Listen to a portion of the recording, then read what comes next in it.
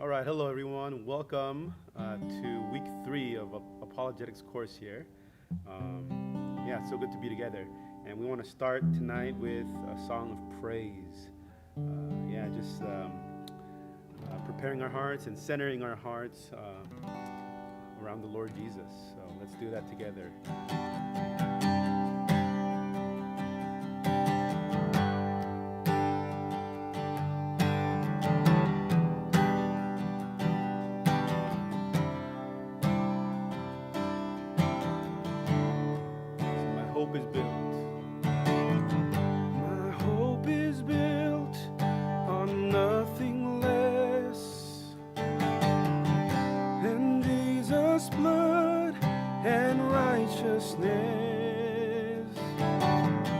I dare not trust the sweetest frame, but only trust in Jesus' name. Sing that again. My hope is built on nothing less.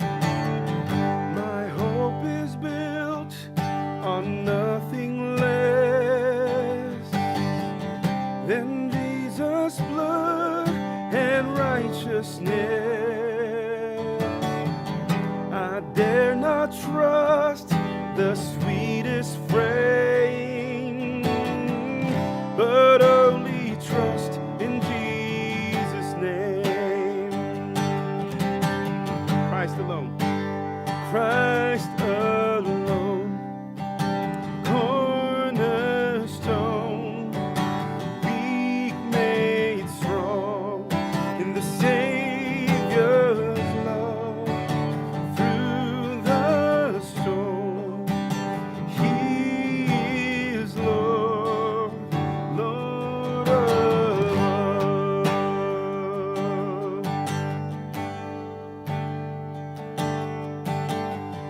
When darkness seems to hide His face, I rest on His unchanging grace. In every high and stormy gale, my anchor holds within the veil. Yes, my anchor holds within the veil. Christ alone, cornerstone, weak made strong in the Savior's love. Through the storm, He is Lord, Lord of all. He is Lord, Lord of all.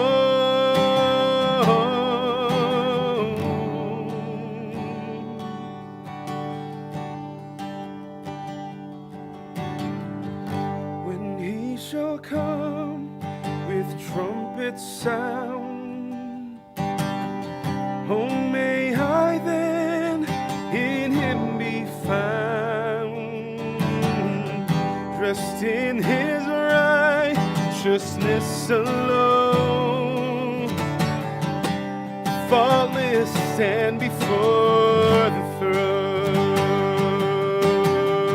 Christ alone, Christ alone, cornerstone, weak made strong in the Savior's love.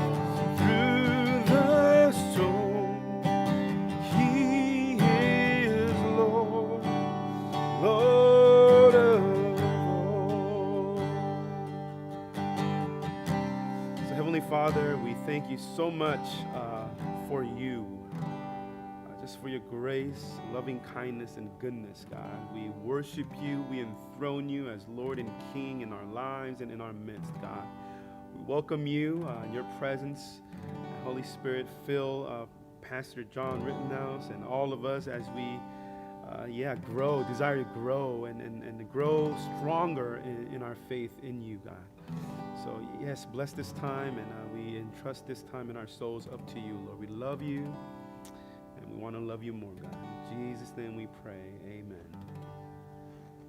All right, welcome once again to week 3. Today, John Rittenhouse is going to talk about the credibility and truthfulness of the Bible. Once again, same format. We'll start out the first half with teaching from John, and then afterwards we will post up that Zoom link so you can join us for a time of Q&A and conversation. So let's welcome Professor John with a round of applause. Yay! Thank you. So, related to the reliability and truthfulness of the Bible, particularly we're going to focus on a lot on the New Testament tonight. There's 3 critical issues that are kind of a foundation of our discussion tonight.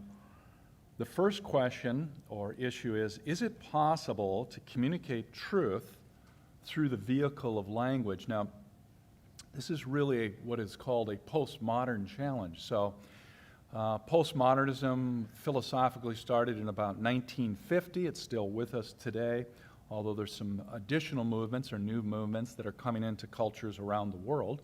We won't discuss that. It's not pertinent tonight. But postmodernism began to question a lot of things. And one of the things postmodernism questioned was the ability of language to communicate meaning. I was interacting with a student by the name of Chris at UC Irvine, University of California, Irvine. This was actually a number of years ago. And he, as we were talking and I was taking a survey with him, he began to espouse this idea of language. And he said something to the effect, John, I don't think you can use language to communicate meaning. And I said in response to him, I said, what do you mean by that? And he said, well, John, I don't think you can use language in such a way that people will understand you. And I said, I don't understand what you're trying to tell me. And I began to continue to do this process. Basically, what he said to me, I used that same principle and mirrored it back to him. And after about 2 to 3 minutes, he looks at me and he smiles. He says, I know what you're trying to do. I said, what is it? He's like, you're trying to convince me that you can use language. I said, that's correct. I said, has it worked? And he's like, yes, it has. So it's interesting, people that question the validity of language use language to communicate that you can't use language, which is a self-refuting type of action on their part. So language is possible. You can use language to communicate meaning. Now, that doesn't mean that it's always easy to do so, and there can be misunderstandings, but common sense tells us that language is useful to communicate meaning, and we can communicate it quite accurately. If not, the entire educational system in the entire world would collapse. Why do you send students to school? Why do you go to college? Why do you get advanced degrees?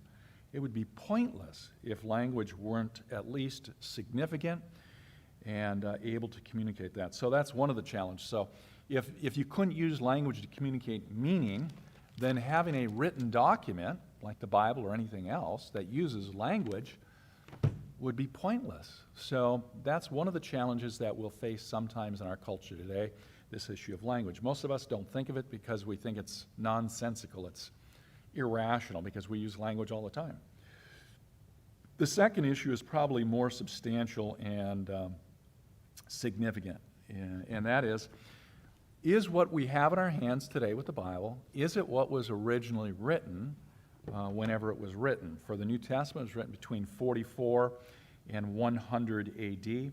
So this issue is the idea of transmission quality. Now, a lot of us have probably played that game, telephone. Somebody comes up with a crazy string of words or ideas that aren't really linked very well, and you silently tell it to somebody else, they silently tell it to somebody else. You go through 15, 20 people, and then what ends up at the end is quite a bit different from what you started with. And people use that as a kind of a accusation, a criticism of the Bible, the game of telephone. But actually, the transmission of the Bible is not anything like the game of telephone, because a lot of it was not oral tradition. It was written down. and there was a high degree of control on what was communicated, an incredible amount of control on it. So we're going to examine that tonight in our seminar, this issue of transmission quality. And then the third issue that we're going to deal with is the issue of truthfulness. Is what was originally true, is it true to history, to science, to theology, and reality itself? Now, the Bible is not a chemistry textbook. It's not a biology textbook. But whenever it speaks on those issues, I think it actually speaks with truthfulness and with accuracy, even though it's not written from those particular standpoints. I was doing some premarital counseling with a couple, and the guy, Tom, said to me one night as we were talking, and he was not a follower of Jesus, very warm-hearted, but not a follower of Jesus. And he said to me, and he captured this idea of truthfulness, kind of questioning it skeptically, and he said, John, it's hard to believe that the Bible is true given that it was written by men. And he didn't know all the ins and outs of that, but aren't men fallible? Can't they make mistakes? Sometimes they lie. So it's hard to believe that a book, any book, that's written by men is true. And I actually was in a classroom at the university, and we were having our counseling session there, and so I got up, wrote on the board, I said, my name is John. And I said, is that statement true? And he said, yeah. I said, so I can write one sentence that's true. Could I write 5 sentences that are true? My wife's name is Linda. We have 4 children. The earth revolves around the sun. 2 + 2 is equal to 4. George Washington was the first president of the United States, and on and on and on. I said, can I write 5 sentences that are true? He said, yeah. I said, could I write 50 sentences that are true? Yeah. Could I write 500 sentences that are true? Yeah. So why can't somebody else, or why couldn't God write 5,000 or 50,000 sentences that are true? So just because a man wrote it doesn't mean automatically that it can't be true. So I'm trying to open up the category that the Bible could, in fact, actually be true. Now we have to examine its credibility in order to find out. So those last 2 questions. Is the Bible true? And second, is what I have in my hands what was actually originally written? If what I have in my hand is not what was originally written, say it's been changed, 95% of it has been changed, then the second question, is it true, becomes irrelevant because I don't really have what was originally written.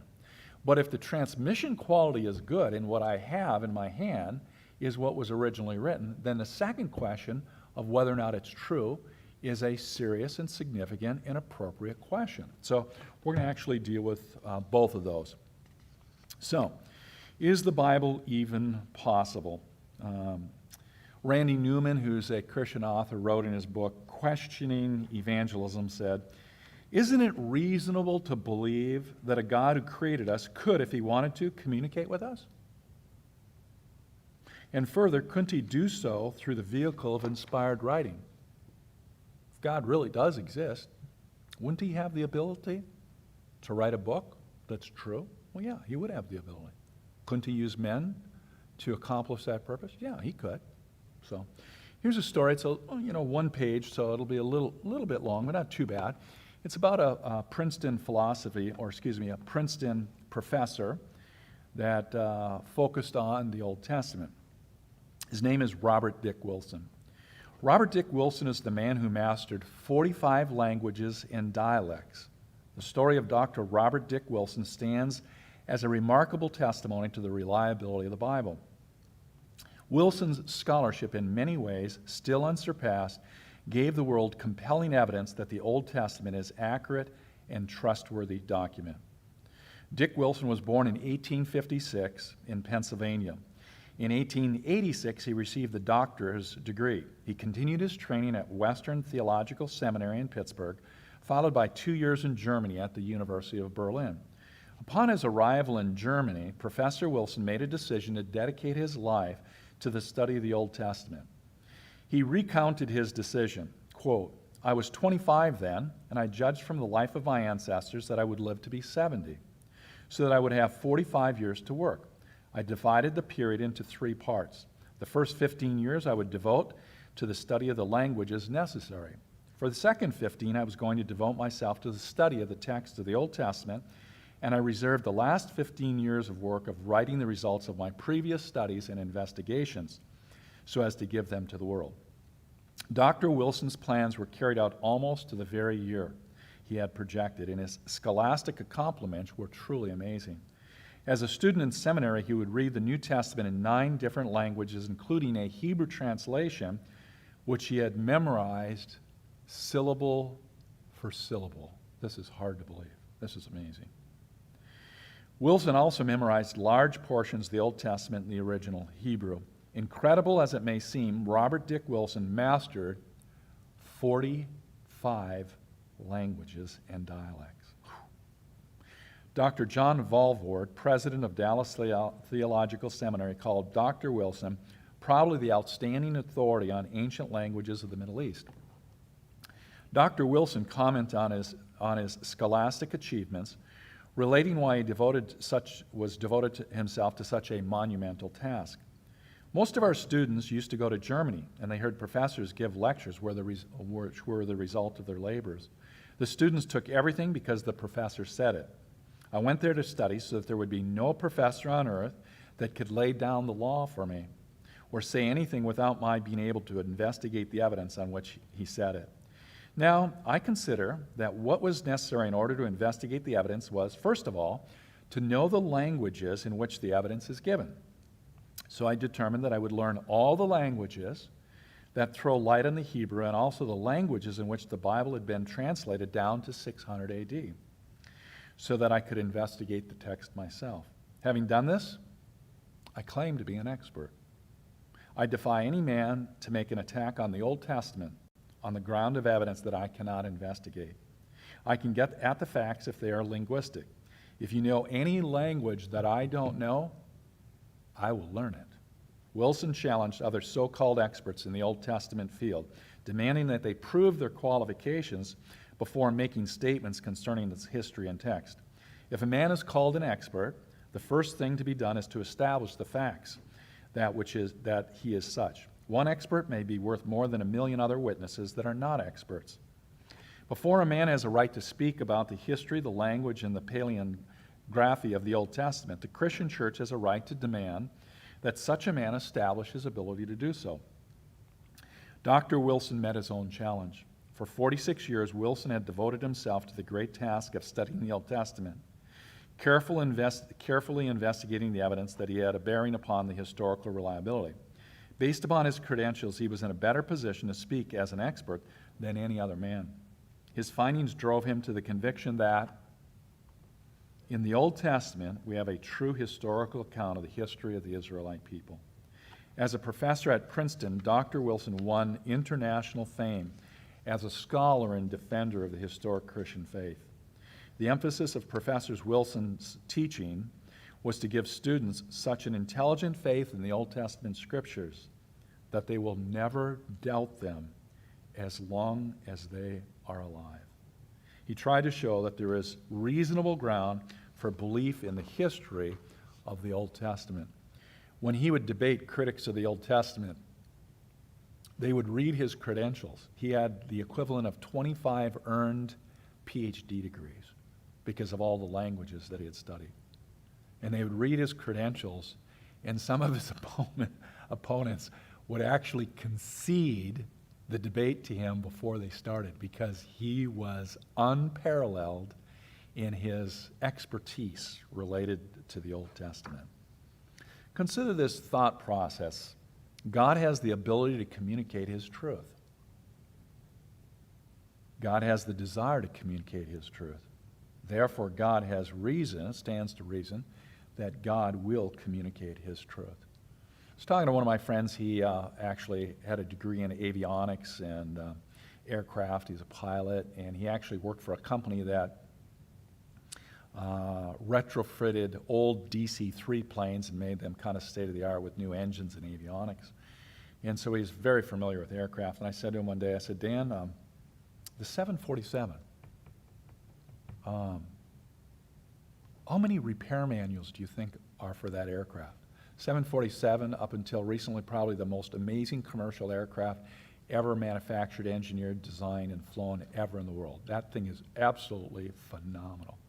It can fly nonstop without refueling from New York Airport to Tokyo, Japan on autopilot the entire way.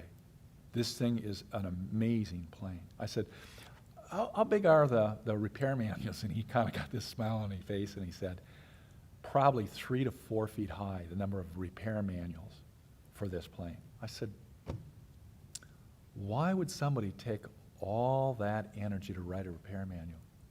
Can you imagine all the energy that went into the team of engineers that designed that plane? And when the first plane flew, they're amazed. And how would they feel when that plane that they spent their whole life designing and testing and manufacturing, when one of them crashed, their heart would sink. So they covered every possible thing that they could think of when they wrote those repair manuals, those operation manuals. The Bible is kind of like God's operation manual. He spent an awful lot of time creating the universe. Then he created us as human beings. He didn't want to leave us alone, so he created an operational manual, an operator's manual, to give us guidelines on how to relate properly to him, to one another, how to have a relationship, how to understand meaning and purpose of life. He gave us an operation manual that stands to reason. Just like those engineers that designed the 747, we should not be surprised that God wanted to have an operation manual for us for planet Earth. 3 different types of miracles. First is what's called a metaphysical miracle. The word metaphysics is a technical word in philosophy. It means the study of what exists. From philosophy and from science, we understand that the universe had a beginning in the recent past when God created an infinitely dense speck of matter, and that speck of matter began to expand outward. That event is called the Big Bang. And we talked about that last week. So God created the universe from nothing. Prior to the Big Bang, there is no matter. There's no time, there's no space, there's no energy. There's nothing except God. There's nothing related to the universe. So God creates a speck of matter that's infinitely dense, and it begins to expand outward. Creating an infinitely dense speck of material substance from nothing is a metaphysical miracle, but God did it. The Bible said that in the book of Romans, that God created the universe from nothing. And the New Testament, book of Romans was written about 65 AD. Not until about 1960 or 70 did scientists and philosophers conclude that the universe was created from nothing. The Bible said that since 65 AD, and scientists have confirmed that. So, a metaphysical challenge, or a metaphysical miracle, God creates the universe from nothing. Second, a biological miracle. God causes Jesus to be conceived in the Virgin Mary without any sexual activity. She's with child.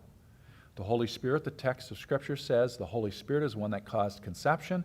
So the Holy Spirit generated a sperm cell, fertilized Mary's egg, but there's no sexual activity involved. That's a biological miracle. So if God can do a metaphysical miracle, create the universe from nothing, if he can do a biological miracle, have Mary have a pregnancy without sexual involvement or activity, why can't God do a literary miracle? Why can't he take men, have them write a book, and have that book be truthful and without error? Now, that seems like quite the challenge. Well, it is. But if he can do a metaphysical miracle, if he can do a biological miracle, why can't he do a literary miracle? In fact, actually, the literary miracle is actually the easiest of the 3 categories. Metaphysical miracle is incredibly difficult. Biological miracle is incredibly difficult. Only God could do it. A literary miracle, it's not that difficult when compared with the other 2. Today's challenge, William Lane Craig, in his book, Reasonable Faith, talks about the challenge that Christians face in our culture today as we stand on the Bible and we affirm its truthfulness. Here's a quote. Anyone who wants to be active in sharing his or her faith with unbelievers, particularly among the well-educated middle or upper class, will encounter those who have heard and believe that the Scriptures can't be trusted. Anyone who wants to influence the contemporary college or university scene or public thought as represented in politics or the media will find these notions well entrenched. Tragically, countless Christians go off to school for advanced degrees every year or enter the marketplace of public discourse in the working world, only to encounter such questions for the first time. And because the church and parachurch have not adequately equipped them for responding to skepticism, they abandon once cherished beliefs to their own detriment. One of the areas that I cover when I teach this class at the university is the uniqueness of the Bible, its specialness. And it's kind of like I call it an argument like a rope argument. If you take a very thick rope and you observe it, that rope is composed of all kinds of strands of smaller pieces of rope. It's not like a chain. If you take a chain, it's got links. If one of those links of that chain break, the entire chain collapses. Not so with a rope. Rope is made up of maybe hundreds of strands.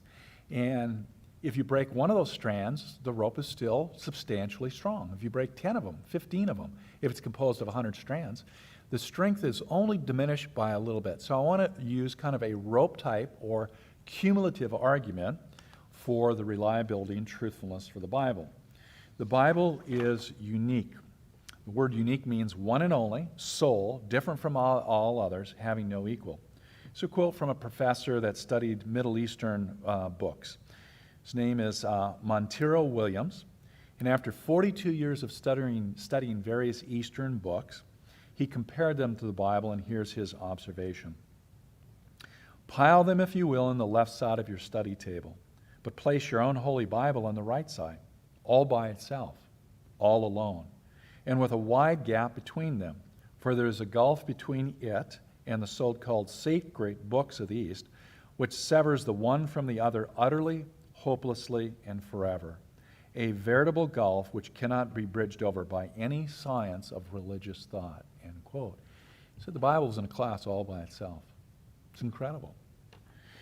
So the Bible is unique in its continuity. It speaks consistently on critical topics. The Bible was written over a period of 1,500 years by 40-plus authors from many walks of life, written in different places, different times, different moods, written on 3 continents, in 3 languages, on hundreds of controversial subjects.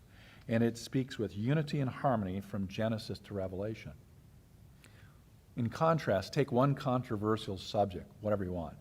Political theory, women's role, feminism, any controversial subject in American culture today.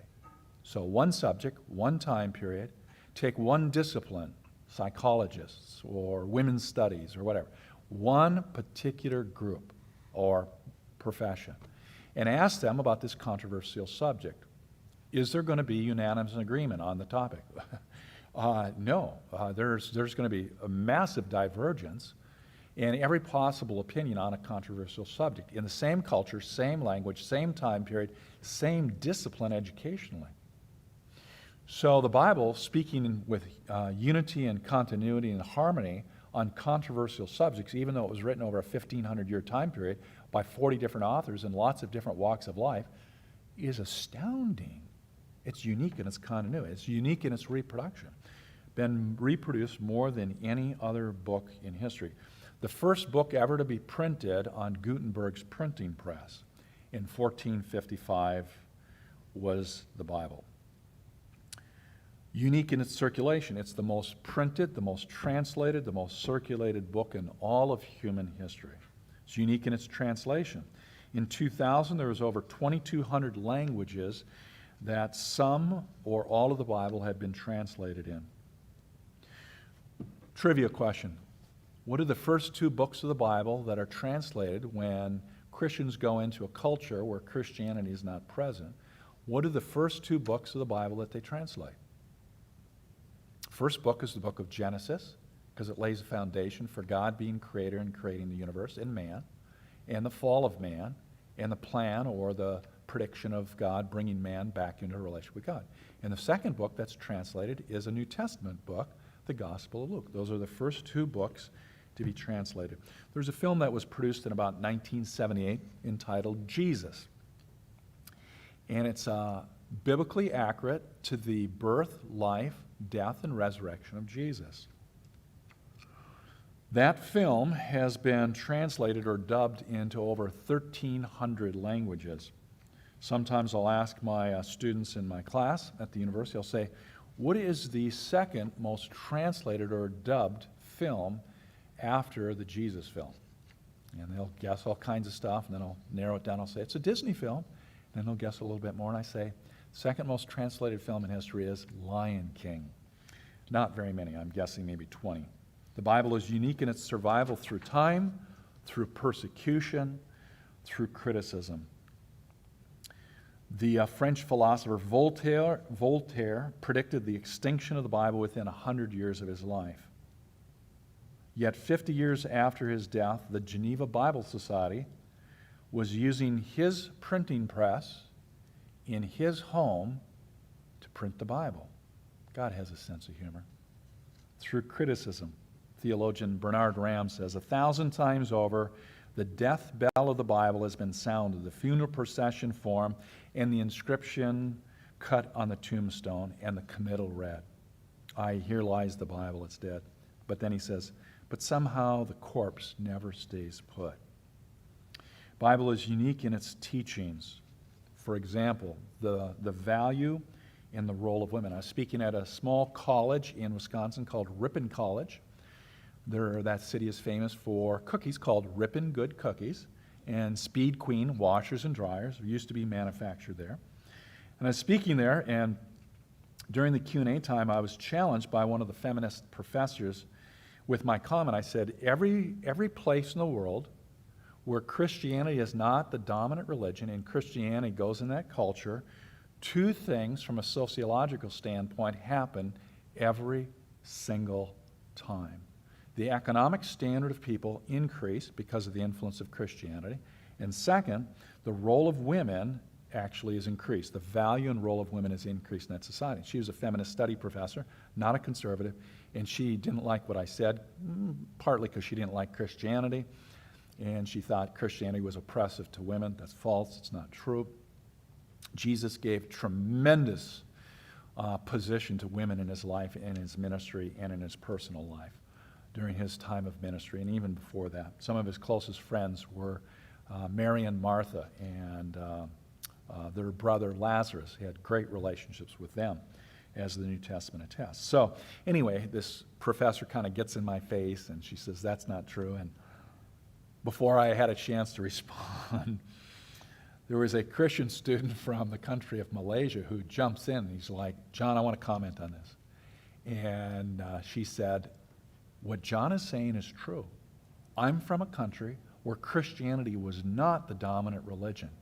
And what John said is true when Christianity comes in the country is exactly what happened in Malaysia.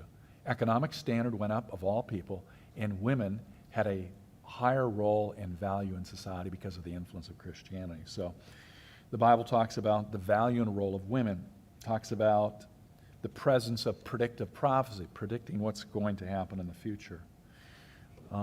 It has, in Genesis chapter 1, it chronicles the proper order of the creation of planet Earth. There's a guy by the name of Hugh Ross. He actually lives in Pasadena. When he was doing a graduate degree in Canada in the sciences, his major was, I think his undergrad was physics, and then astronomy or cosmology for his graduate degree. Now he has a PhD. But when he was studying cosmology, he was interested in the formation of the universe, the beginning of the universe. So he was reading various sources, including some of the Eastern religious books, and kind of laughed at him because they weren't really very plausible. And so kind of out of fairness, he wasn't a Christian, he wasn't oriented religiously, but out of fairness, he figured he'd read, Genesis chapter 1, the creation account in the Old Testament. And as he read it through, it shocked him because the order of creation events are actually accurate. You have to have a planet before you can have life on the planet. You have to have a water source and vegetation in order for higher animal life, like mammals, to actually sustain living and existence. And it got the order of creation events right. And so he started doing some statistical analysis, and he determined that the writer of Genesis chapter 1 had a 1 in an 11 million chance of getting the order right, had he just guessed on it, because it was pre-scientific. He couldn't investigate these things. The book was written in about 1400 BC. He was so impressed with the book of Genesis and with the Bible, he decided he'd read through the entire Bible. Every time the Bible made a historical or scientific statement that could be checked by going out and doing research in the world, he said he would stop and he'd go out and research it and see if the Bible was accurate. And he thought it would only take him a month, because there wouldn't be that many things that you could actually check. And he was actually wrong on that. It took him like 1 year because he found so many things that the Bible said historically and scientifically that he could actually check. It took him a year. So he read through the whole Bible, and he became so convinced of its accuracy that he committed his life to Jesus Christ. He became a follower of Jesus, became a Christian. And he's gone on to write about 20 books. All of them are pretty scientifically oriented. I've read a couple of them, and they're amazing. So those things give me confidence that the Bible is true. Aristotle, the great Greek philosopher, had a particular principle. It's called Aristotle's dictum. He said the benefit of doubt should be given to the document in question. If a particular document, in this case the Bible, claims to be true, don't assume error or fraud. Examine it on the basis for which it makes a claim, and allow it to either prove its case or contradict itself. I was doing a kind of open-air question and answer time at Cal Poly Pomona a number of years ago. Excuse me. And, I speak a lot on secular campuses, lots of secular campuses I've spoken at, which I love doing. But, there's a lot of skeptical students that are there, and some that are a little antagonistic about Christianity and the Bible and other things. And when I was at Cal Poly Pomona, I bumped into a student. He asked me a question during a Q&A time, kind of a little bit on the obnoxious side. And he said the Bible is just jam full of falsities and myths and misrepresentations. And his demeanor, he's a sophomore, and his demeanor was very hostile, very aggressive. And so I asked him, I said, have you read the Bible? He's like, no, I've never read it. I said, don't you think you should read the book before you do a book report on it? Right? Teacher assigns you to do a book report on a book. Gee whiz, you ought to read the book, or at least read the cliff notes on it, instead of not reading anything, and you're doing a book report on a book you never read. That's not really fair. So we talked, and he was challenging me on the issue of evolution. I think evolution is false, Darwinian evolution. Maybe we'll talk about that next week. But he kind of was getting in my face. I said, well, I'll tell you what, I'll make you a deal. You pick any book you want me to read dealing with Darwinian evolution, and I'll read it if you read the New Testament. I said, we got a deal? And he's like, no, I don't want to read the Bible. So he had all these preconceived ideas about the Bible, but he wasn't willing to investigate the claims. So Aristotle's principle is, give the benefit of the doubt to the book. It's kind of like our judicial system in America. The person is presumed or assumed innocent until proven guilty. Wait for the evidence.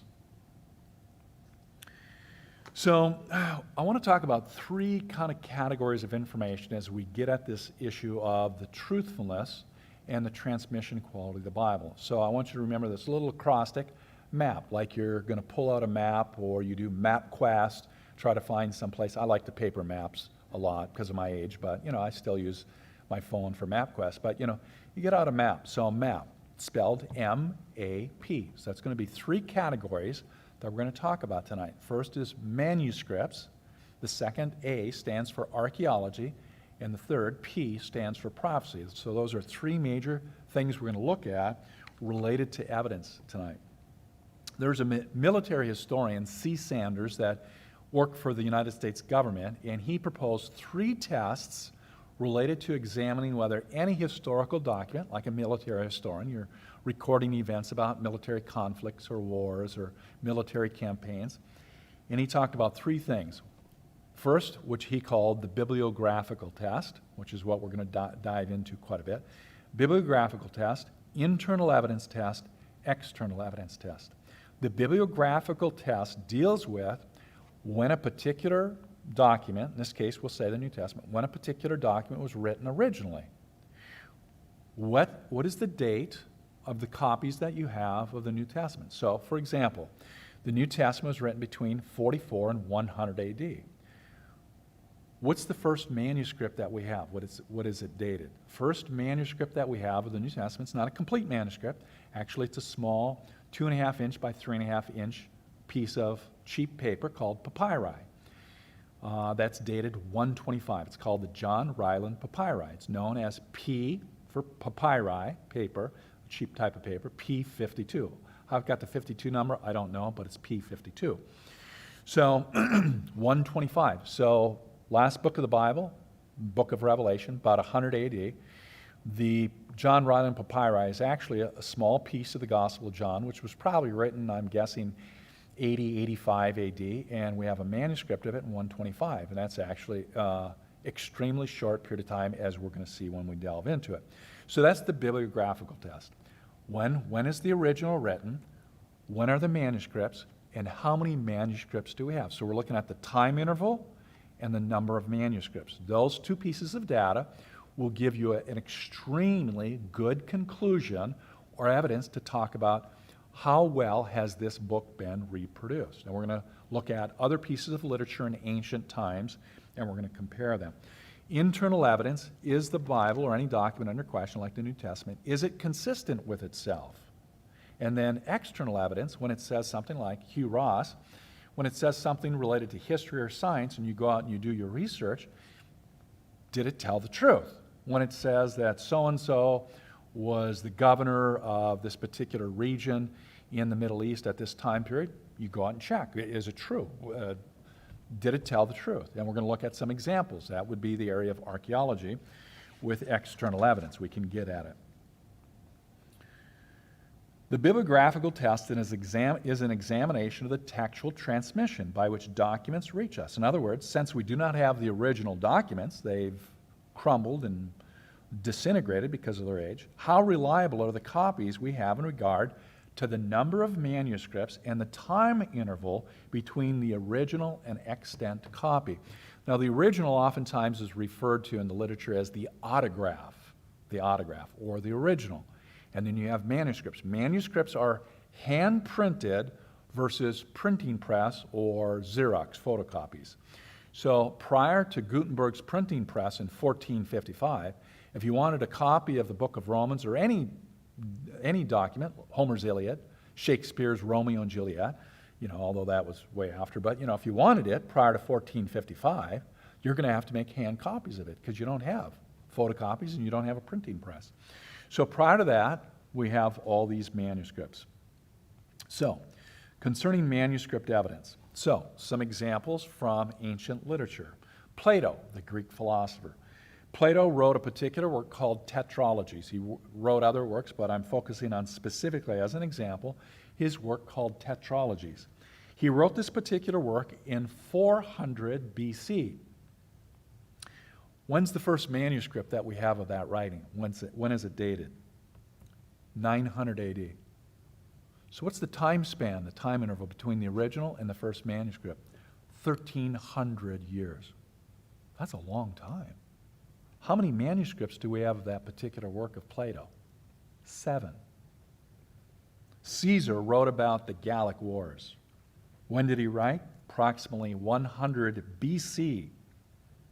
What's the earliest copy, manuscript that we have of Caesar's writings about the Gallic Wars? 900 AD. Time interval between the original and the manuscript? 1,000 years. How many manuscripts do we have? 10. Josh McDowell, who's written quite a lot of books, was speaking in a Midwestern university, and he had lunch with the professor. It was a history class. And Josh had found that the professor had done his PhD dissertation in Caesar's writings about the Gallic Wars. And later on, Josh was actually a guest speaker in the class, and he was speaking on the historical reliability of the New Testament, and Josh made the comment in the class that the New Testament is the most reliable book in all of ancient history. And the professor little bit on the rude side, started laughing out loud and said, "Mr. McDowell, that the New Testament is reliable, that's preposterous, that's crazy." And Josh knew he had done his research, his PhD, on Caesar's writings of the Gallic Wars. And he asked the professor, "How do you know whether or not, what are the tests to determine if a particular piece of history is actually reliable?" Now, you would think that a history professor that has a PhD in history would know a little bit about what are the requirements or what are the tests to evaluate any piece of writing, historical writing, to know whether or not it's historically true or credible. He didn't even know what the tests were. And then Josh informed him, bibliographical test, internal and external evidence, and he focused on the bibliographical. And Josh explained the time interval between the original and the manuscript. Then he asked the professor the million-dollar question. "Professor, you did your PhD on Caesar's writings of the Gallic Wars." "Mm-hmm. How many manuscripts are there of Caesar's writings of the Gallic Wars?" Now, for a PhD, you have 3 years of coursework, 1 year of research, and 1 year of writing your dissertation. And his dissertation on Caesar's writings of the Gallic Wars. He spent over 2 years researching and writing about it. 2 years. 2 years. His PhD emphasis is Caesar's writings about the Gallic Wars. How many manuscripts, Professor, are there? He didn't know. He didn't know. But would he question the historical reliability of Caesar's writings about the Gallic War? No, he's not going to question it. Why? He did his PhD in it. But he doesn't even know what the tests are to determine historical reliability. And he doesn't even know the number of manuscripts for Caesar's writings. 10. And the time interval is 1,000 years. Tacitus, first century historian, hated Christians. He wrote a number of historical books, history of the Roman Empire. 100 AD is when he wrote one of his particular works. Earliest copy we have is 1100 AD, so 100 AD, 1100 AD. Time span between when he wrote and we have a manuscript is 1,000 years. How many manuscripts do we have? 20. Aristotle, Greek philosopher, wrote approximately 400 BC. First copy we have of his writings is 1100 AD. Time span is 1,400 years. How many manuscripts do we have of Aristotle's writings? 49. You can ask any philosophy professor on the face of God's good earth. Any philosophy professor, I don't care what their worldview, their religious disposition, it doesn't matter. Ask them if they teach Plato and Aristotle. Are they willing to throw out all the writings of Plato and Aristotle because the time interval is so large and the number of manuscripts is so few? Are they willing to throw out the writings of Plato and Aristotle? I've already asked some of those philosophy professors in universities, American universities. You're going to have a massive fight on your hands. There's no way. There's no way they're ever going to entertain the idea of throwing out those writings because of the time interval or the number of manuscripts. So, Plato, 7. Caesar's writings, 10. Tacitus, 20. Aristotle, 49. The time span is over 1,000 years for all of those. So now let's compare that with the New Testament. New Testament was written between 45 and 95 AD. First partial manuscript, the John Ryland Papyri, dated 125. By 250, we have almost all of the New Testament, and by 325, we have all of the New Testament by 325. Smallest time span, 25 years. The entire New Testament, 225 years. The other ones, 1,000 to 1,400 year time span between the original to when we have the first manuscript. Over 1,000 years. The New Testament, 225 years. Plato, 7. Caesar, 10. Tacitus, 20. Aristotle, 49 manuscripts. How many manuscripts of the New Testament? How many manuscripts just of the New Testament? 24,970. Based upon statistical analysis, standard deviation, we have a 99.7% confidence level that what I hold in my hand today is accurate to the original because we have such overwhelming numbers and small time interval between the original writings and when we have manuscripts of the entire New Testament. So the 24,970, that covers all the manuscripts, 6,000 of them in the Greek language, and 10,000 Latin Vulgate, and the rest of them in various languages. We have 127 papyri manuscripts. That's kind of like this cheap grade paper. They would take these weeds that are grow in Egypt and other countries that are kind of in swampy areas, and they'd take that and they'd pound it together and they'd make some pretty low grade paper from it. So 127 of those. Some manuscripts that are called uncials. Those are all capital letters. Minuscules, 2,903 of those. Those are cursive type of lettering, same type of manuscript. And then 2,445 lectionaries, which are kind of like Bible quotations and then some Bible study related to that. So they'll quote a passage of Scripture, then they'll ask some questions or they'll tell some information about it. So through those, we have tons of manuscripts of the New Testament. F.F. Bruce, which is a British scholar that studied the New Testament, he said, "There is no body of ancient literature in the world which enjoys such a wealth of good textual attestation as the New Testament." I was speaking at the University of Kansas a number of years ago, on an unrelated topic.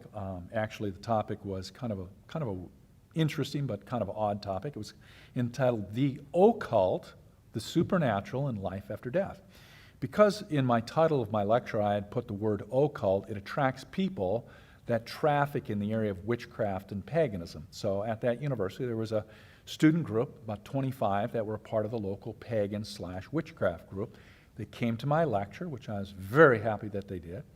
And I spoke for about 20 minutes and just threw out kind of some thoughts and comments. And then I like to do Q&A better than anything else because I get tired of hearing myself talk, and I like to interact with the audience. So after 20 minutes, I opened up for Q&A. We had like an hour and a half of Q&A, and I don't know, 15, 20 minutes into the Q&A, this one gal who was not a student, she was actually older than me, probably mid-50s at that time, and she said to me, "John, my name is Deb. I don't have a question, but I have a statement." Now, when people say that, I don't have a question, but I have a statement, I kind of fasten my seatbelt because I feel like I'm about to go for a wild and fast roller coaster ride. And so she starts criticizing the New Testament. She says the New Testament is so unreliable. It has no evidence for it. There's hardly any manuscripts. And she went kind of on. And, I'm okay with that. But, people in the audience started to get a little bit anxious and, wanted her to kind of close it off. And so I looked at my watch, and as gently as I could say, I said, "Deb, you have another 30 seconds. Go ahead, finish up if you would." And so she was very polite. She finished up. And after she did, I kind of threw a little gasoline on the fire. And I said, "Deb, so you said there's not very many manuscripts of the New Testament." She's like, "Yeah, there's not very many." I said, are there 5 of them, or are there 15 manuscripts of the New Testament? She said, "I don't know how many, but there's very few." And then I thought, holy man alive. This poor gal, when I share the information with her, she's gonna feel pretty embarrassed. And so I quoted what I quoted to you on the seminar tonight: Plato's writings, Caesar's writings, Tacitus, Aristotle. I quoted those. I had them memorized. And then I said, "How about the New Testament? Is there 7 manuscripts? 10, 20, 49, 50? Very few manuscripts? 24,970. And I quoted book after book after book after book that anybody can check me on that information, like Reasonable Faith, William Lane Craig, or Josh McDowell's book, Evidence That Demands a Verdict. I said, I'll quote you tons of books that I've read. Don't believe me? Go out and check it. Go out and do the research. It'll bear out true. I'm quoting these sources, guys that are in this field, New Testament, manuscripts. And so when she said that, she realized that she not only had overstated her case, she had falsely stated the case. And afterwards, one of the witches that were involved in the student group came up to one of the Christian students, and they were interacting, and the witch said to the Christian student, "I am never going to question the reliability of the New Testament ever again. Not after what John shared with us tonight. The New Testament is incredibly reliable." 99.7% confidence level. 99.7. You can take it to the bank. The Bible, the New Testament, is more reliable than all 10 pieces of other ancient literature combined. There's nothing remotely in the same ballpark. In fact, there's nothing in the same solar system. There's nothing in the same galaxy. There's nothing in the same universe as the Bible. It's unparalleled in its credibility and its credentials with manuscript evidence. So some of these manuscripts, you can go to different places around the world. A British guy that was the head of the British Museum, and his area of focus was manuscripts, not just manuscripts for the New Testament or Old Testament, any piece of ancient literature. This is what he spent his whole life studying and researching, and he was the head of the British Museum many years ago. His name is Sir Frederick Kenyon. He was the former principal librarian of the British Museum, second to none during his lifetime in authority for issuing statements about manuscripts, declared the following concerning the New Testament. Quote, "The interval then between the dates of the original composition and the earliest extant evidence becomes so small as to be in fact negligible. And the last foundation for any doubt that the Scriptures have come down to us substantially as they are written has now been removed." End quote. New Testament is unparalleled in its credentials. Craig Blomberg, who's a New Testament scholar, said this concerning variants. So you look at the manuscripts, and there is variance. Sometimes they have a word duplicated. Because when they would copy manuscripts, they didn't have well-lit rooms, they didn't have all kinds of high-tech equipment. Sometimes they're by candlelight, and they're copying. Sometimes they would copy, for the New Testament, they might copy word for word. God, said, to, Moses. And they might repeat the phrase, or they might repeat the word Moses because they got interrupted or they lost their train of thought and they would recopy a word. Or sometimes they would put a little bit different punctuation. Instead of a comma, they put a semicolon. Or they'd spell the word a little bit differently, possibly because of an accident. So those things do happen because you're going to have some types of changes in the manuscripts. But as you compare them, the changes are minuscule, like a repetition of a word. You can figure that out. Or they write the same phrase, God said to Moses, and they copy it twice. God said to Moses, then he loses his train of thought. He's thinking about what he's going to have for dinner that night, and he loses his train of thought, so he recopies that phrase. Those things are easy to figure out. So Craig Blomberg, a New Testament scholar, comments on this issue of variance in the various manuscripts. Quote, "All kinds of minor variations distinguish these manuscripts from one another, but the vast majority of these variants have nothing to do with changes in spelling, grammar, and style, or accidental omissions." It does have to do. These variants have to do with changes in spelling, grammar, style, or accidental omissions or duplications of words or phrases. Only about 400, less than one per page of English translation, have any significant bearing on the meaning of the passage, and most of these are noted in the footnotes or margins of modern translations and editions of the Scripture. The only textual variants which affect more than a sentence or two, and most affect only individual words or phrases, are in John chapter 7 and Mark chapter 16. But overall, 97 to 99% of the New Testament can be reconstructed beyond any reasonable doubt. And no Christian doctrine is founded solely or even primarily on textually disputed passages. There's almost nothing that's disputed. Again, he says, "Many of these discrepancies disappear once we judge ancient historians by standards of their day rather than ours." So, for example, there's some people that are critical of the New Testament. A story that's told in multiple Gospels. Maybe it's told in Luke, it's also told in Matthew, and it's told in Mark. And they'll compare that same story, and they say, hey, the word choices are different. Luke used a few different words, or Matthew added this, or Mark said this, and there's differences in their story. Well, of course. One of the things that was a very significant thing that I learned a number of years ago, that when I read it, a light went on in my mind and it answered 100 questions for me. When you read the New Testament, you'll see little quotation marks. Jesus said, and then you'll see a quotation mark.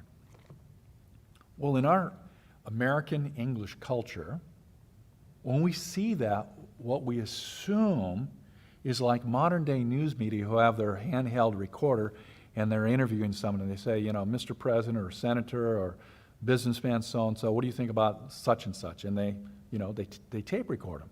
And then, they'll replay it later and they put it in the paper and they'll say, so-and-so said, and I quote, blah, blah, blah, blah, blah. And it's word for word. Or if they delete a word or a couple of words, they put, dot, dot, dot in, which could be manipulative at times. In the New Testament times, there is no idea of direct quotation. Concept didn't exist. So when Luke quotes Jesus, or they use quotation, Jesus said, there is no expectation, there is no concept of a word-for-word quotation. The idea of quotation in the first century is the idea of representing the person's message accurately. You don't even necessarily use the same words that they used. You might use a different word that communicates better to your readers. It's still true, but it may not be the exact same word. And so when I learned that, I'm like, oh man, of course the description of this event in Matthew is going to be a little bit different than Luke. They didn't have their cassette recorders out or their digital recorders, recording him and quoting direct word for word. That wasn't in the concept in that culture. So Craig Blomberg says, he's talking about this concept of different word choices in describing the same event. Many of these discrepancies disappear once we judge ancient historians by the standards of their day rather than ours. In a world which did not even have a symbol for a quotation mark, no one expected a historian to reproduce a speaker's words verbatim. Rather, they were expected to be faithful to the gist of what he or she said. Many of the differences between Jesus' teaching in one gospel and in a parallel account, like many of the questions surrounding the speeches in Acts, are explained once we realize this simple fact. Answered a lot of questions for me. So, MAP, M-A-P. M is manuscript evidence, which we focused on the bibliographical test. So we said there's 24,970 copies or manuscripts of the New Testament, various language, 6,000 in the Greek language. But we have another major source of manuscripts of the New Testament. That is, people that lived in the 1st and 2nd century that quoted the text of Scripture, frequently in the Greek language. So, Justin Martyr, we get the word, our English word martyr, which means to die for something. You get executed for a belief that you have, and we call that person, they're a martyr. They're a martyr for Christianity, or they're martyr for whatever. It comes from this guy, Justin Martyr, who is murdered, killed for his Christian faith. He quoted the Gospels, Matthew, Mark, Luke, John. He quoted the Gospels in his writings, which we have copies of, manuscripts, 268 times. The book of Acts, 10 times. Pauline literature, 49 times. Justin Martyr quoted the Bible 330 times in the manuscripts that we have. Irenaeus quoted the New Testament 1,819 times. Clement of Alexandria quoted the New Testament 2,400 times. Origen, very prolific writer, the 3rd century, end of the 3rd century, quoted the New Testament 18,000 times. So he'd quote, whether it be a one sentence or a whole paragraph, he quoted it 18,000 times. Tertullian, 7,000. Eusebius, 5,000. So 1, 2, 3, 4, 5, 6, 7. 8 of these authors, Christian authors, combined quoted the New Testament 36,000 times. You can take just these 8 guys, you can reconstruct the entire New Testament in the Greek language, the entire New Testament minus 7 verses. They quoted every part of the New Testament minus 7 verses. Don't ask me what the 7 were, I don't know offhand. But you can reconstruct the entire New Testament in the Greek language from their profuse quotation of it. So we have another whole body of evidence to compare manuscript evidence by these 1st and 2nd and 3rd century historians that quoted it.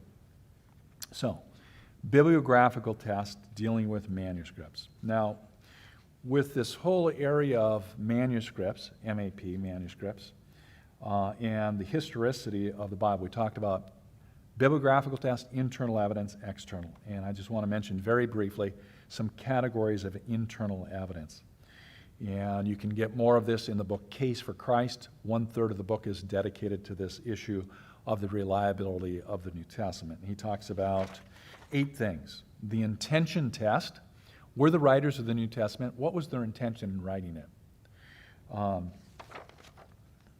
In Acts chapter 1, Luke says, he's writing to a political leader, he says, "My most excellent Theophilus, I'm writing to you in consecutive order the things about Jesus so that you might know the exact truth of what you've been taught about Christianity."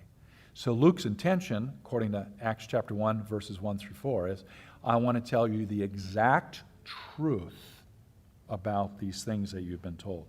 So Luke's intention, and the writer's intention, was to write a document that's truthful, honest, reliable. The ability test, did they have the ability to write accurate history? Yes. The character test, what were the character of these men? Were they thieves and robbers and murderers and killers?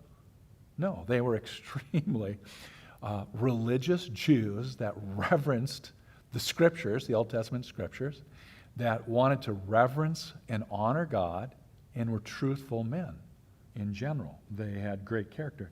The consistency test, do they agree with one another? Yes. The bias test, did they skew the material to cover up things? It's kind of humorous because if they had that desire, they did a very bad job. For example, a little comment. In the first century, women were not allowed to testify in court.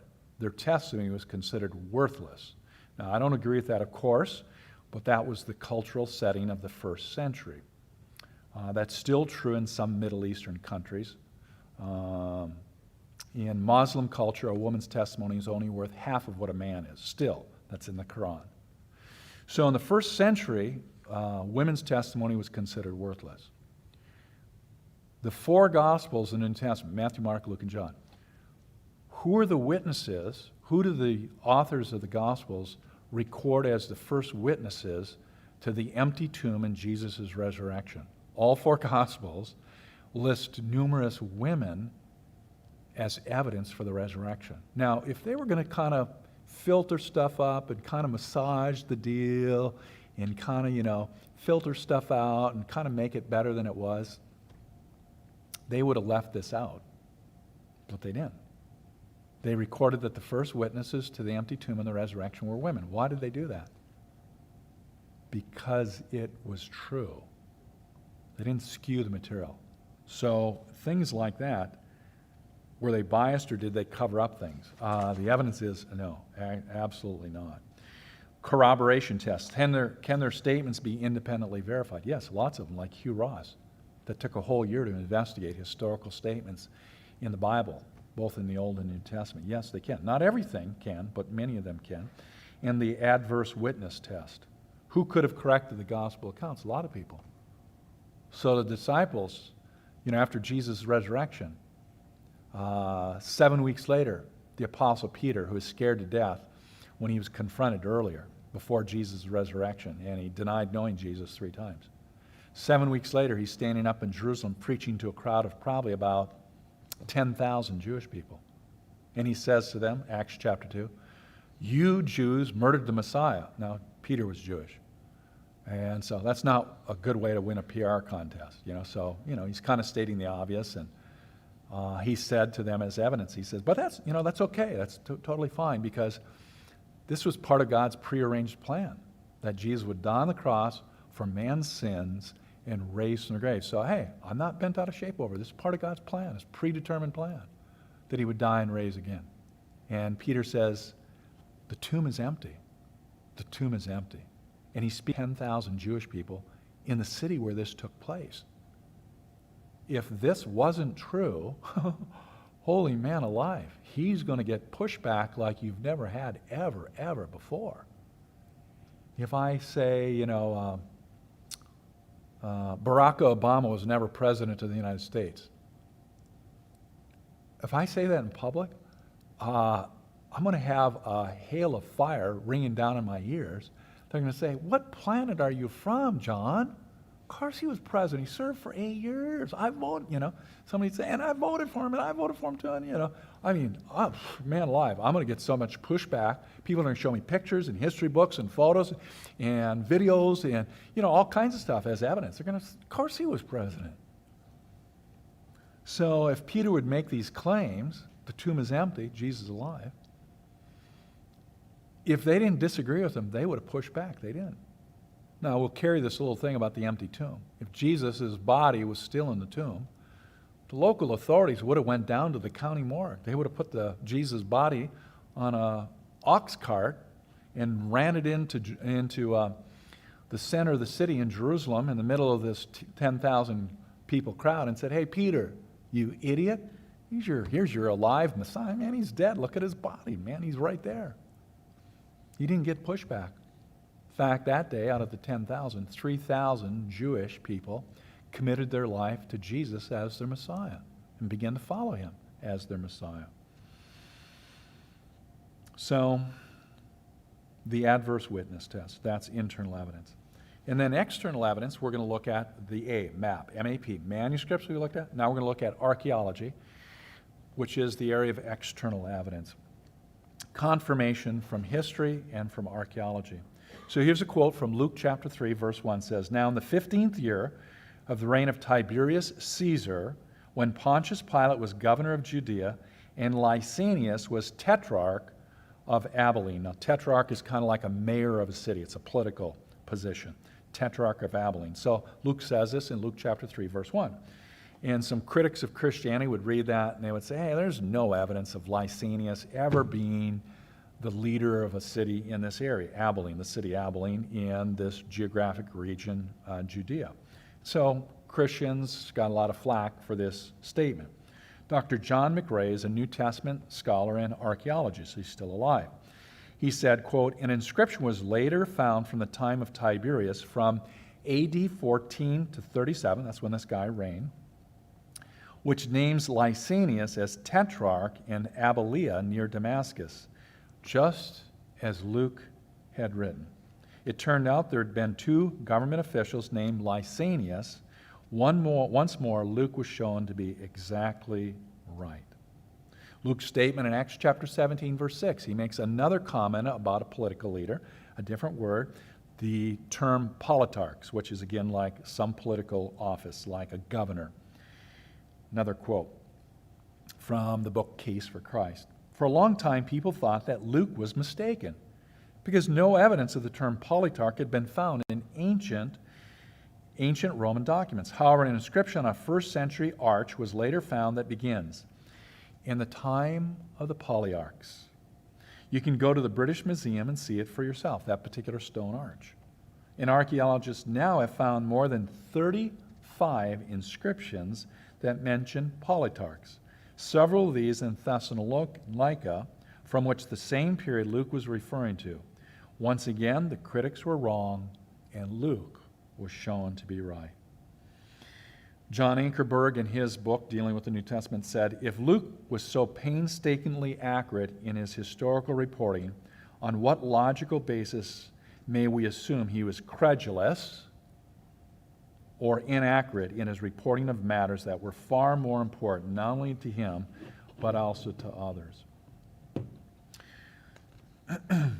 Australian archaeologist Dr. Clifford Wilson says, quote, "Those who know the facts now recognize that the New Testament must be accepted as a remarkably accurate source book for those times, as evidenced by its use in words that characterize the days that Jesus walked the streets of Jerusalem and transformed or transversed the cities of Galilee and Judea." There's another archaeologist, a British archaeologist, at the turn of the 20th century. He was the foremost archaeologist in the world. His name's Sir William Ramsay. Ramsay was influenced by German philosophers and theologians that were very, very critical of the New Testament in the 20th century. He was influenced by them, so he thought that the New Testament was inaccurate, not very historical, so he didn't bother to read it. Now, when people pay you a lot of money to go to various locations, Ramsay, his area of archaeology, discovery, and exploration was in the Middle East. When you're trying to find ancient cities that are buried by sand and rubble, you want to find something. When you dig a big hole in the ground, you kind of want to find it, because if you just dig a big hole and you find nothing, your supporters that are, financing this archaeological dig aren't going to be overly impressed or happy with you. So you do a lot of research with any of the literature that is available, try to pinpoint this particular ancient city in the Middle East. You try to get as close as you can with all the knowledge you have, and then you start digging. So Ramsey did this for about 35 years.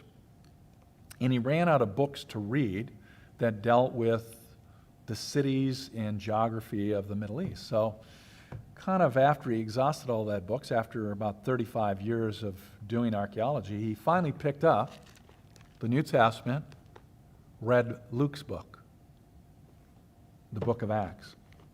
And as he read it, he almost had a heart attack. Because he's like, this thing is accurate. It's like if you spend 35 years studying biology of dogs.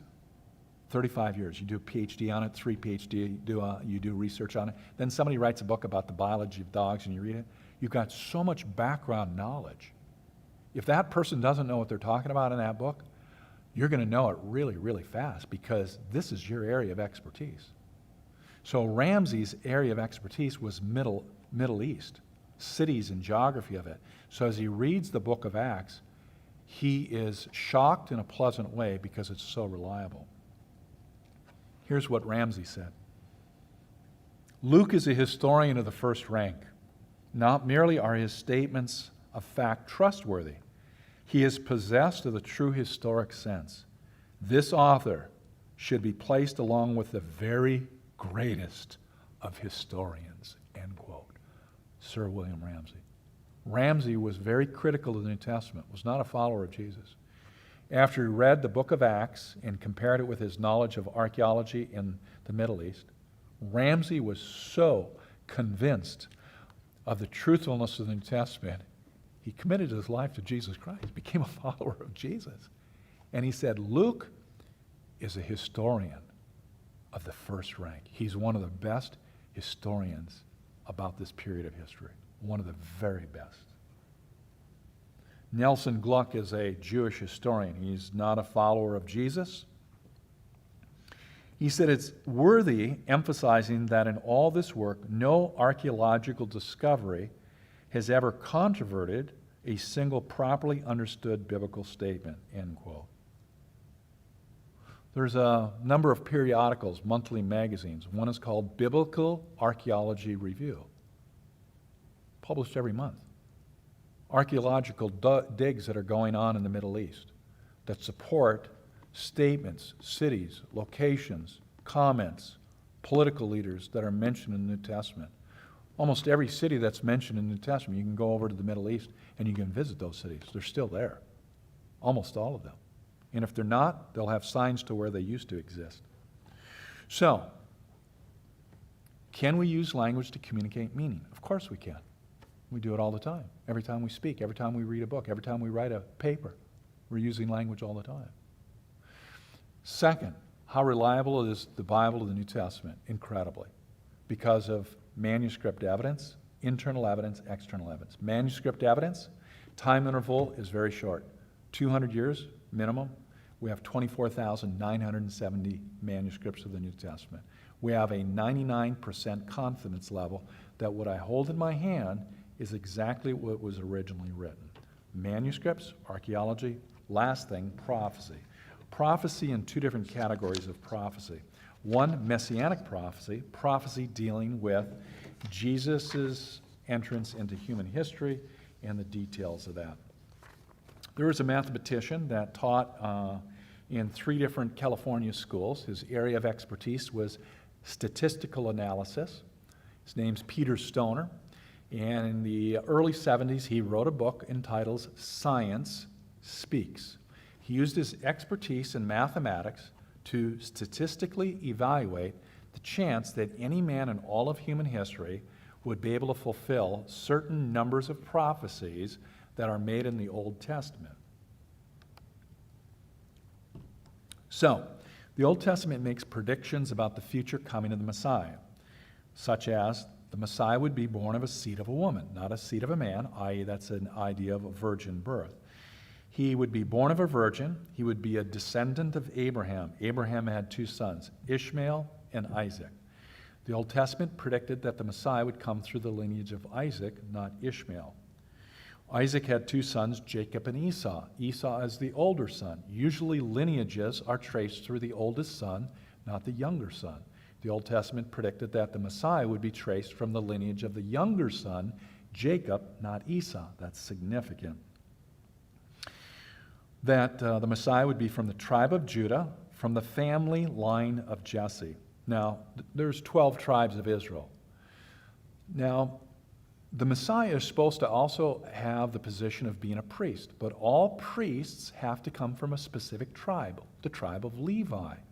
But this Messiah, who would occupy the offices of prophet, priest, and king, was going to come from the tribe of Judah. Very unusual. You wouldn't expect it, but that's what was predicted.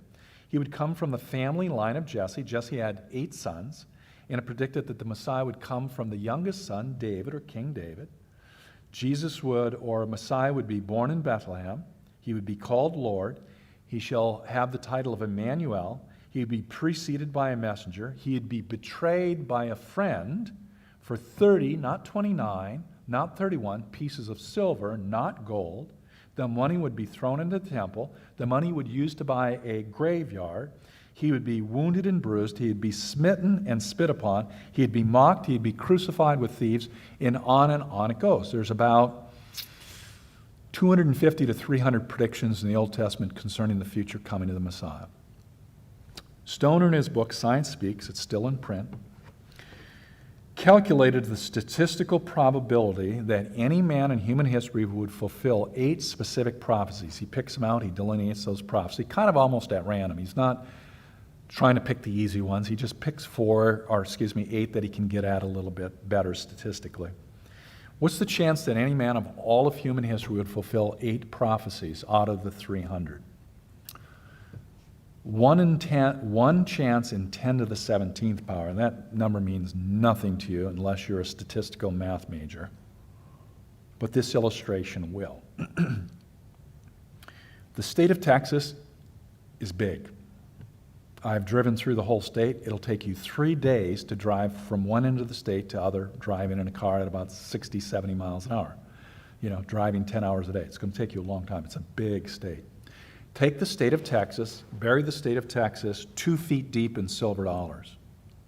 Take one of those silver dollars in the entire state of Texas, put a red X or spray paint one of those silver dollars with red paint, throw it into the state, mix the entire state up with bulldozers.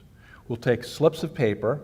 On each piece of paper, we'll put the name of a city of Texas. I don't know how many cities there are. Let's say there's 3,500 cities in Texas. We put 3,500 slips of paper in a tumbler. We'll blindfold you. We'll mix all those cities up. You reach down randomly, pick the city. We'll fly you to that city. Austin, Texas. Okay, we'll fly to Austin, Texas. So we fly you to Austin, Texas. We put you in a limousine, drive around in a bulldozer around the city on those 2 feet deep in silver dollar. Anytime you say stop, we'll stop the bulldozer. We'll get you out. You're blindfolded. You reach down, dig around all you want, take 1 silver dollar.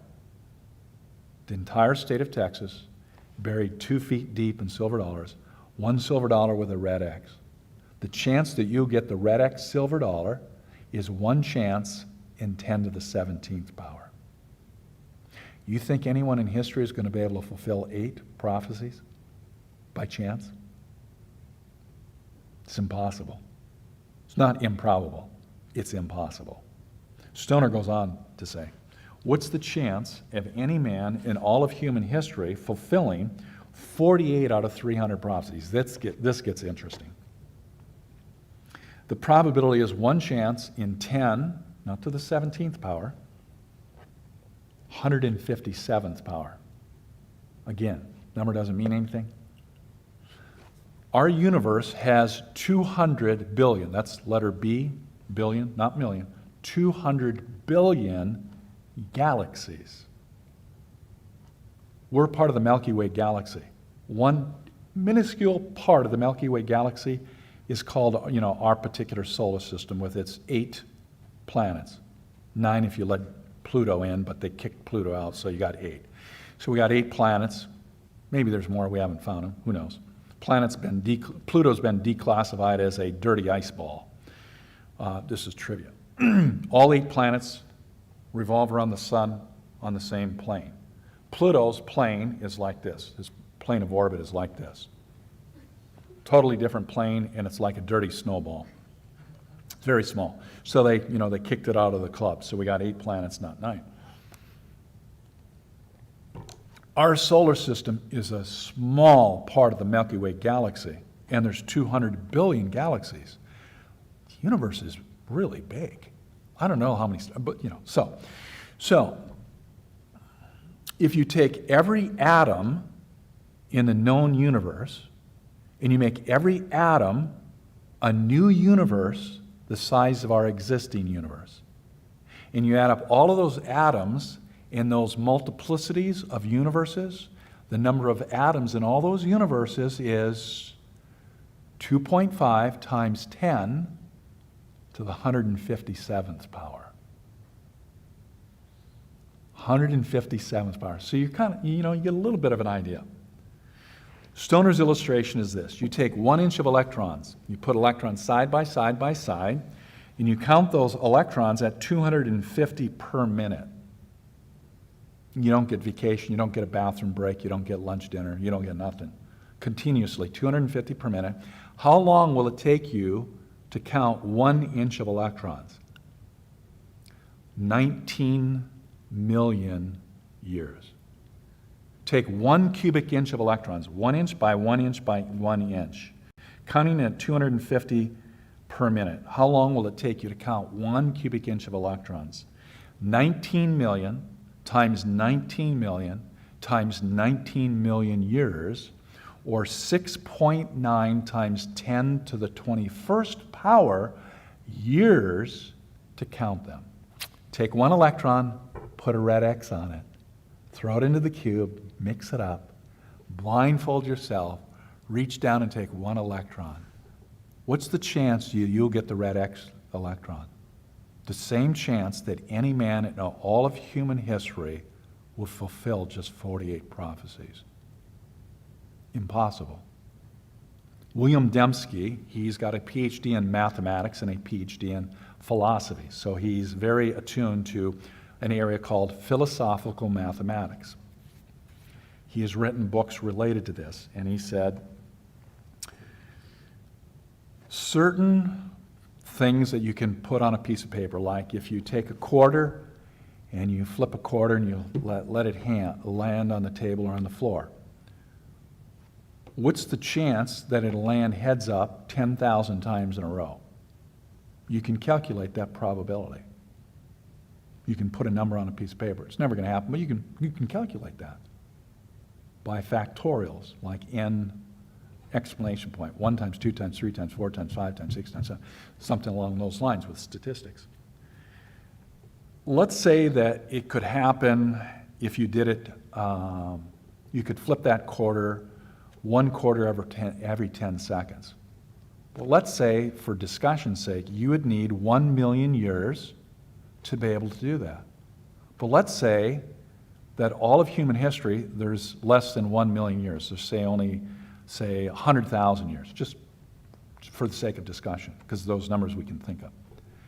Dembski says you don't have enough time to be able to have enough attempts at flipping the coin where you'd ever have any possibility of having 10,000 times in a row that the quarter or the coin would land heads up. So he talks about probability in a new way. You need a certain number of permutations or attempts at something, and you need a certain amount of seconds or time in order to make that even a possible realm. And he says at a certain power, like 10 to the 18th power, things are no longer even possible. So simply because you can write a number on a piece of paper, 10 to the 157, doesn't mean it could ever happen. In fact, Dembski, PhD in math, PhD in philosophy, argues that there's certain things that are beyond even possibility because it exceeds the number of options that you have available. So Stoner writes this book, Science Speaks. Jesus fulfilled not 8 predictions, not 48 predictions. Jesus fulfilled 300 out of 300 predictions. That's not chance. It's not accident. That's not probability. That's called design. There's no other book in human history that has this aspect of massively fulfilled prophecy, 300 about Jesus. And there's others that deal with historical prophecies. In Isaiah chapter 50, forget what chapter, Isaiah 50, I think, but I'll have to look it up. But the writer, Isaiah the prophet, makes a prediction. He says there's going to be a person who is going to become the king of the Medo-Persian Empire, and one of his first things he's going to enact is an issue to allow the Jewish people to rebuild the temple in Jerusalem and the wall around the city. And oh yeah, by the name, his name is going to be Cyrus. Isaiah predicted this 125 years before Cyrus came into power. Now, somebody could have tried to fabricate it, but here's an interesting deal. The empire of Persia existed, the Median Media empire existed, but the Medo-Persian empire didn't exist. So after 75 years, the empire emerges.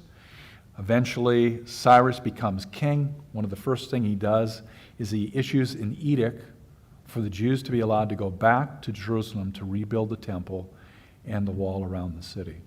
Isaiah predicted that 125 years before it happened.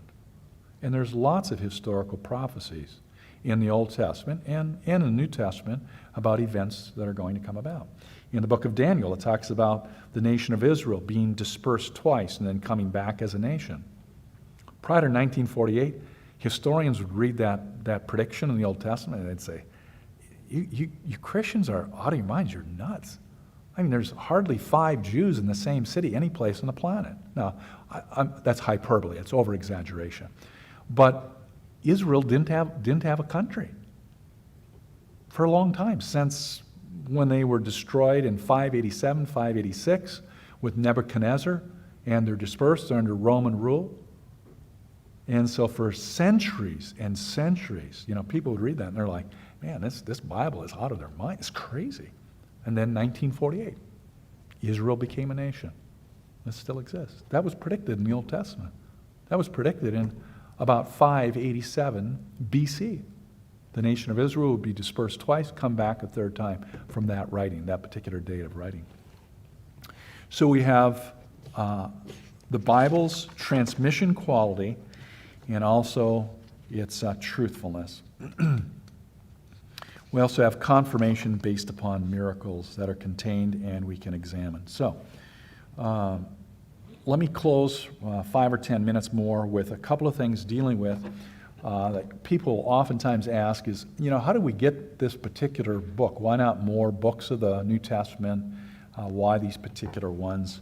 And this deals with an issue called the canon, not, explosive canon, boom, but the word canon, C-A-N-O-N, has the idea of standard or rule. How do we come up with the New Testament canon? There's all kinds of questions related to the evaluation of this, but I'm going to kind of give you some of the punchline. The New Testament was written between about 45 and 95. At the turn or the beginning of the 2nd century, 120 A.D., the church at large had already existed 20 core books that are a part of the New Testament. The 4 Gospels, the book of Acts, 13 Pauline books written by the Apostle Paul, the book of 1 John and 1 Peter. Then there was 7 inner fringe, close to those 20 books, but there were some questions about them. And these books were 2nd and 3rd John, the book of Jude, and 2nd Peter. And then the book of Hebrews, Revelation, and the book of James. Related to 2nd and 3rd John, Jude, and 2nd Peter, the reason why the church had some questions about those particular 4 books is because of awareness. We didn't have internet, we didn't have email, we didn't have FedEx, we didn't have Xerox, we didn't have photocopies. So Second and Third John are like one paragraph long. The book of Jude is like maybe 29 sentences or verses.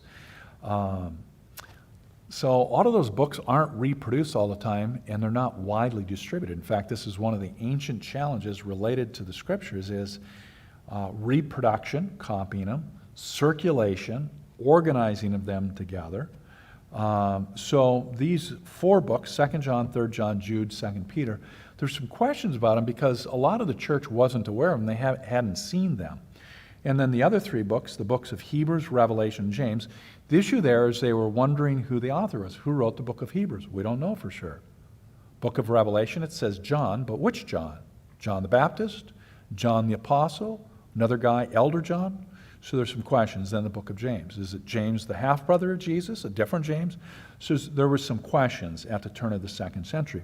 And then there's one other group of books, 3 books, that were considered like the outer fringe. The Didache, which is a Greek kind of practice manual for the church. It talks about how do you do a wedding, how do you do counseling, how do you do a baptism, practical aspects related to the church. Didache. Still pretty good source.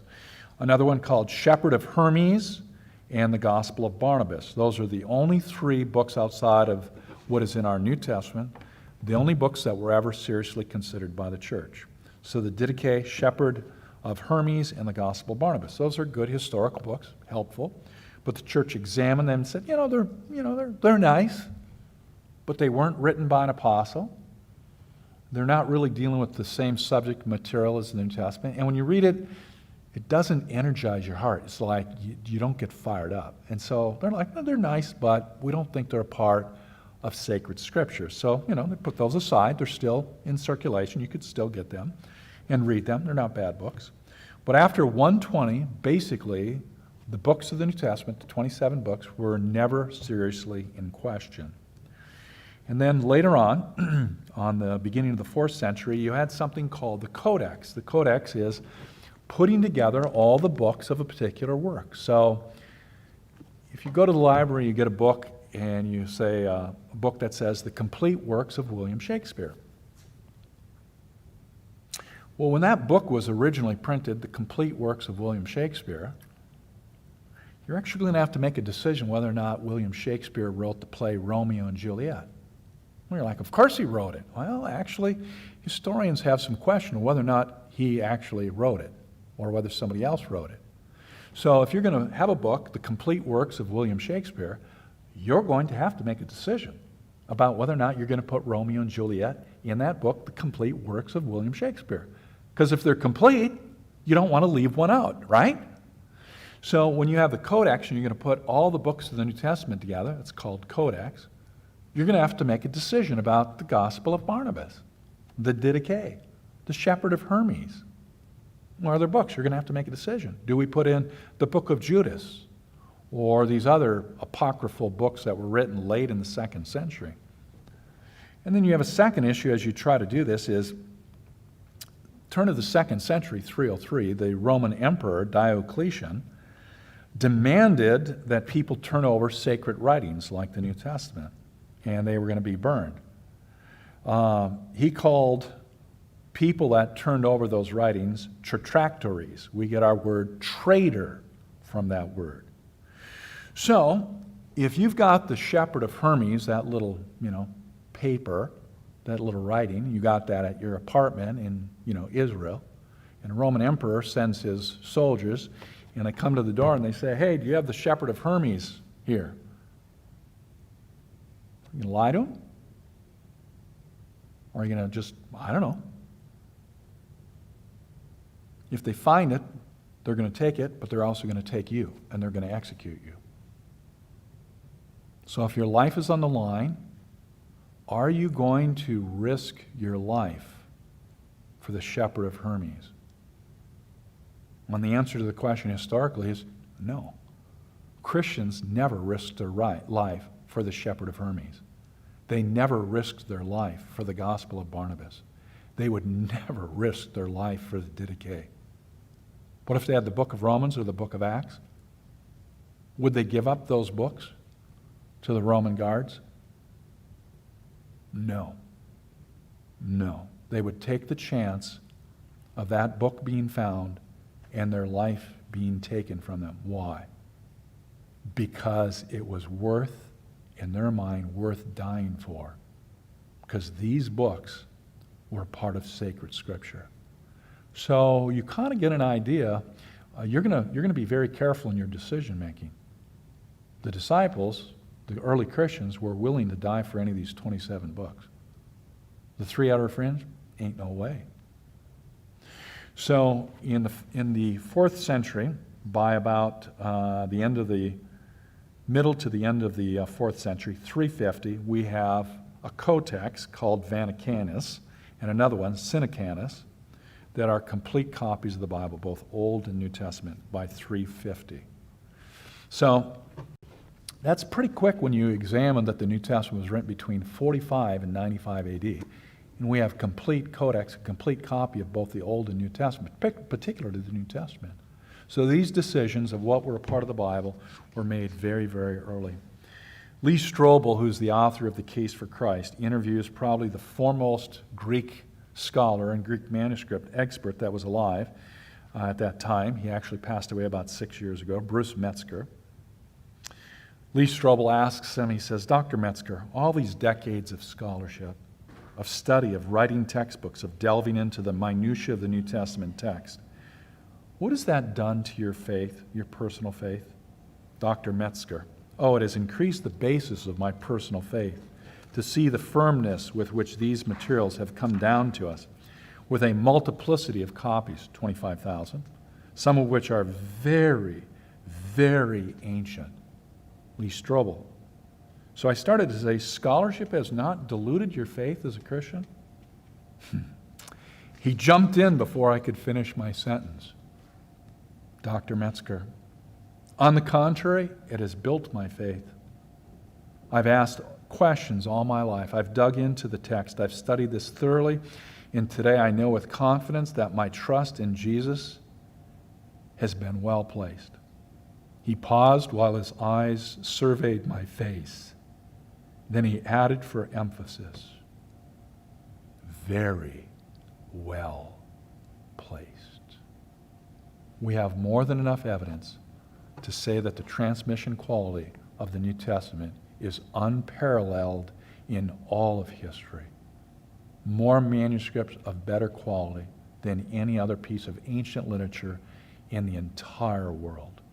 We've got confirmation by archaeology. Ramsey. Luke is a historian of the first rank. He's one of the greatest of all historians. And prophecy, both in the area of messianic prophecy and historical prophecy. All of this is a cumulative argument to say that the Bible is not only trustworthy, but it's true. You can take it to the bank. The number one book brought into the Middle East during archaeological discoveries, even today, the number one book, the Bible. Archaeologists don't leave home without it. Why? Because it's reliable. Manuscripts, archaeology, prophecy. We have reason, map, to be able to say that the Bible is reliable and truthful.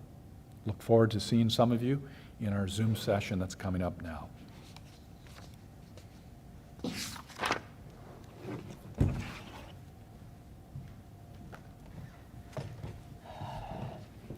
Yeah, thank you guys all for tuning in and watching us.